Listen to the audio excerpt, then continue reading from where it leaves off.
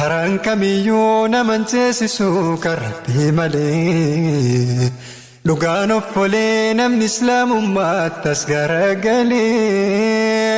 Kanaaf na dhageeffadhu waan ofii anu siif himaa.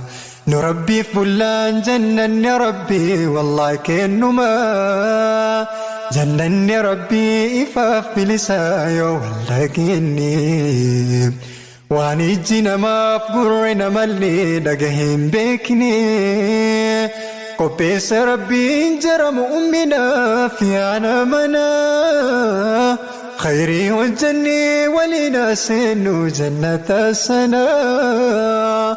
Rabbiin gabbarree jannata argachuu akka hin daddabne.